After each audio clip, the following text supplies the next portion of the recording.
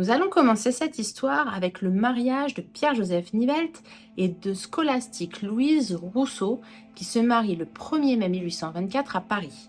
Mais avant ça, nous allons revenir quelques années en arrière pour parler de leurs origines. Pierre-Joseph naît à Česká Srna le 29 juin 1789. C'est un village situé en Bohême occidentale faisant partie de la seigneurie de Nashod, une ville fortifiée située à l'est-nord-est de Prague. C'est le quatrième d'une fratrie de 11 enfants. Il est issu de Jan Václav Nivelt et de Maria Žitková. En France, scolastique Louise Rousseau naît le 24 janvier 1808 à Versailles de Jean Rousseau, militaire invalide, ancien fusilier du 4e bataillon de Haute-Saône et de Marie-Madeleine Dolu. Louise a une sœur aînée, Marie-Henriette, avec laquelle sa famille entretiendra d'excellentes relations tout au long de leur vie. Jean Rousseau décède à l'Hôtel des Invalides le 18 janvier 1823. Il laisse sa femme et ses 2 filles derrière lui. Louise a alors 15 ans. C'est cette même année que Pierre-Joseph et elle se rencontrent.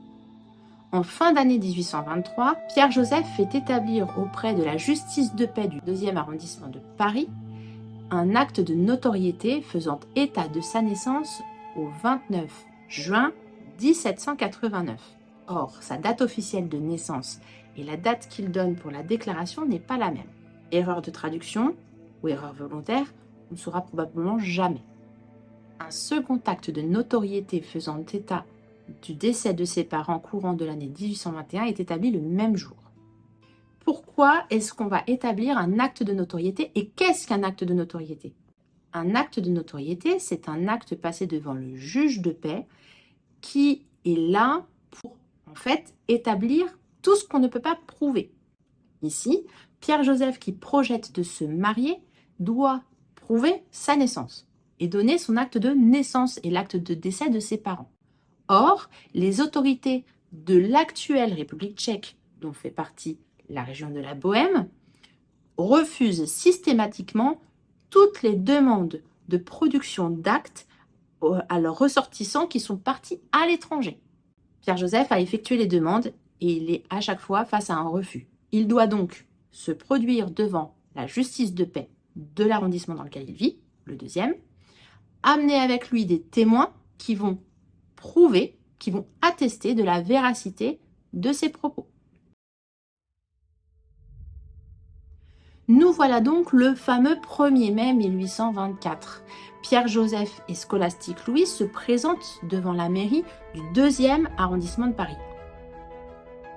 Pierre-Joseph exerce le métier de forgeron, tandis que scolastique Louise, elle, est ouvrière en robe, autrement dit couturière. L'écart d'âge entre nos futurs époux est très important. Elle a 16 ans, il en a 34. Ils vivent tous les deux rue de Belfond, à Paris, dans le quartier du Faubourg Montmartre. Louise vit au 14 avec sa mère, tandis que Pierre-Joseph vit au 49. Le mariage prononcé par monsieur le maire, nos 2 époux et leur famille se rendent à la chapelle Saint-Vincent-de-Paul dans la rue Montholon pour que leur mariage religieux y soit célébré. Il va falloir attendre 7 longues années pour que le premier enfant du couple voie le jour. C'est Caroline Rose qui naît le 23 septembre 1831 au 7 rue de Belfond chez ses parents. Elle est baptisée 2 jours plus tard à l'église Saint-Vincent-de-Paul. Son parrain est Mathias Zeniczek et sa marraine s'appelle Rose Lemaire et c'est la femme de son parrain. Pour l'époque, 7 ans après le mariage sans enfant, c'est long. C'est très long. Cependant, ce n'est pas parce que la première enfant du couple que j'ai trouvé est Caroline qu'il n'y en a pas eu entre-temps. En effet, il a pu avoir des fausses couches, des morts-nés, des enfants morts en bas âge. Comme j'approfondirai dans la seconde partie de la vidéo, les archives de Paris ont brûlé. Des milliers d'actes ont disparu, ce qui explique qu'il y a certaines informations auxquelles on ne peut pas avoir accès. Caroline est suivie dans sa fratrie de plusieurs autres enfants. Pierre-Jules, né en 1834 et décédé en 1845. De Francis, né en 1836 et mort l'année suivante. De Michel Victor, né en 1837. D'Augustine Héloïse, née en 1840. Après plusieurs déménagements, la famille s'installe aux 4 rue Papillon, dans le quartier du Faubourg Montmartre.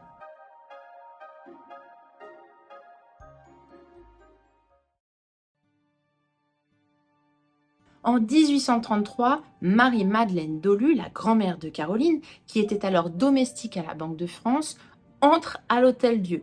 Pour y être soignée, elle a de la fièvre. Il se trouve qu'elle souffre d'une inflammation des articulations qui s'appelle hydrarthrose et d'une pneumonie. Elle décède 14 jours plus tard à l'âge de 59 ans. Dès février 1848, la troisième révolution française éclate. La population de Paris dépasse le million d'âmes.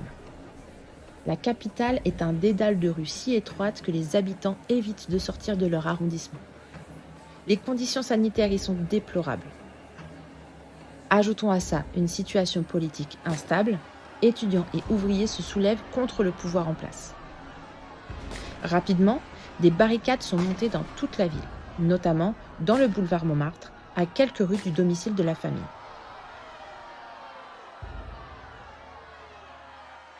Caroline, 17 ans, est aux premières loges des affrontements et voit naître la Seconde République. Le 16 avril 1850, Pierre-Joseph entre à l'hôpital Bicêtre, à Gentilly, dans le sud de Paris. On ne sait pas exactement pour quelle raison.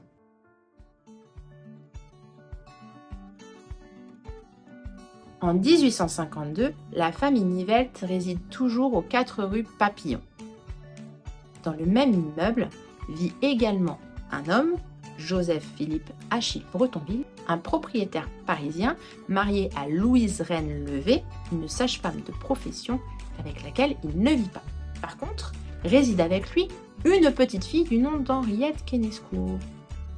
Selon la rumeur familiale, Achille et Caroline auraient entretenu une liaison dont seraient nés des enfants. Mais cela n'est qu'une rumeur. Je précise que ce n'est qu'une rumeur. Pourquoi ? Parce que cette histoire se transmet de génération en génération dans notre famille et qu'il n'y a aucune preuve qu'Achille soit vraiment le père des enfants de Caroline.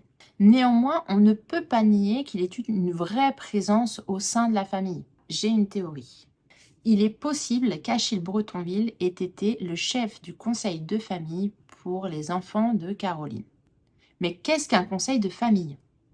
C'est un groupement de 6 hommes composés de membres de la famille, d'amis ou de notables qui vont se réunir pour gérer les biens matériels et financiers et les intérêts des enfants naturels, donc nés sans père. Dans ce groupe sera élu un représentant, le chef du conseil de famille, qui fera office de tuteur. Ce qui me fait dire qu'Achille Bretonville a pu jouer ce rôle au sein de cette famille, c'est parce qu'il a été le chef de famille pour Henriette Quesnescourt. Autre fait étonnant pour cette demoiselle, c'est que dans le conseil de famille se trouvent 2 personnes de la famille Levasseur et un certain monsieur Maligne. Mémorisez bien ces noms-là, on va les revoir plus tard. Mais revenons à ma théorie. Je ne peux malheureusement pas prouver ce que j'avance, car lors du changement d'arrondissement de 1860, les documents de la justice de paix du 2e arrondissement ont été détruits alors qu'ils auraient dû être conservés au même titre que ceux des autres arrondissements.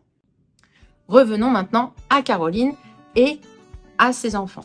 En 1852, donc, Caroline habite aux 4 rue Papillon. Elle va mettre au monde son premier enfant, Clara Julie Louise, qui naît le 6 mars. 2 jours plus tard, cette petite fille est baptisée à l'église Saint-Vincent-de-Paul, comme tous les enfants de Caroline sauf le petit dernier. Les parrains et marraines de Clara Julie Louise sont Pierre-Julien Boris et Anna-Clara Delamarre. Je m'intéresse donc à ce monsieur Boris et cette madame Delamarre parce que je suis curieuse de savoir pourquoi est-ce que Caroline a choisi ces gens-là pour parrains et marraines. Et tenez-vous bien, je découvre qu'Anna-Clara Delamarre n'est autre que la cousine d'Achille Bretonville et que elle et son mari possèdent un hôtel rue Papillon. La petite Clara est placée en nourrice à Bresles, dans l'Oise. Malheureusement, elle y décède à l'âge de 5 mois et je pense que Caroline n'a jamais pu revoir sa fille. L'année suivante, le 28 juin 1853, Caroline met au monde son 2e enfant, une petite fille qui s'appelle Pauline Héloïse Émélie, qui va être baptisée le 1er juillet. Son parrain est Paul-Adolphe Maligne et sa marraine est Augustine Héloïse Nivelt, sa tante. Souvenez-vous, nous avions déjà parlé de Monsieur Maligny. Eh bien, figurez-vous qu'en plus d'être le parrain d'Émilie, il deviendra le second mari d'Henriette Quesnescourt.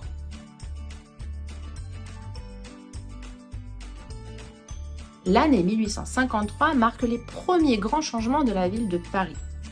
En effet, c'est le début des grands travaux du baron Haussmann impulsés par Napoléon III pour assainir la capitale. Paris va voir apparaître un réseau d'égouts modernisé et de grandes et larges avenues aérées. Caroline et sa famille vont être aux premières loges de ces changements. Au lendemain de son 23e anniversaire, Caroline met au monde son troisième enfant, Achille Henri Victor, qui naît le 29 septembre 1854. Il est baptisé 2 jours plus tard, le 1er octobre.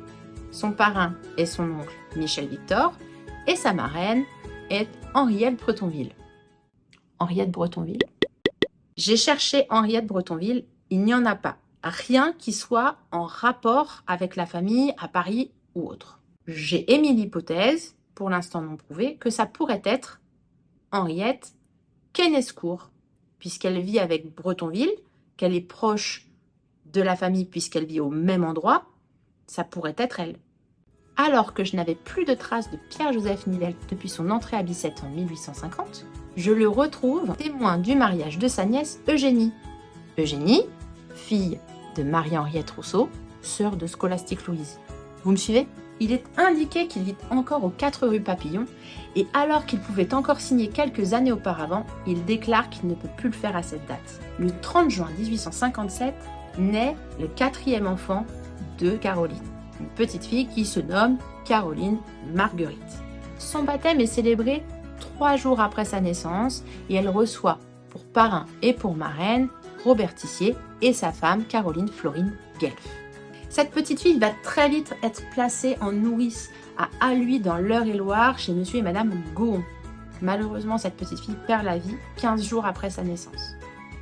Il est étonnant de constater sur les recensements d'Alluy en 1856 la présence chez monsieur et madame Gohon d'un petit Henri Bretonville. Serait-ce Achille Henri Victor, le frère de Caroline Marguerite? Et si c'est le cas, pourquoi est-ce qu'il porte le nom de Bretonville? Après la mort de sa fille, Caroline doit faire face à la perte de son père le 25 novembre 1858. Il meurt à Bicêtre d'une infection pulmonaire à l'âge de 74 ans. Il part dans le dénuement le plus total.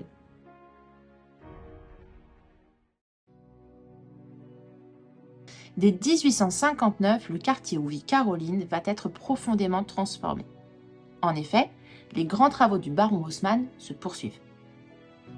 L'ouverture de la rue de Lafayette va causer bon nombre de démolitions et d'expropriations autour de la rue Papillon. La chapelle Saint-Vincent-de-Paul où se sont mariés les parents de Caroline va être démolie pour laisser place au square Montauban. Le 1er janvier 1860, Paris s'agrandit. 24 villages limitrophes de la capitale vont être annexés, tout ou en partie. Cette ville qui comptait 12 arrondissements en 1859 en compte désormais 20. Et pour pallier à cette extension, certains arrondissements vont voir leur numéro changer, comme le 2e qui devient le 9e par exemple. Paris est désormais telle qu'on la connaît aujourd'hui.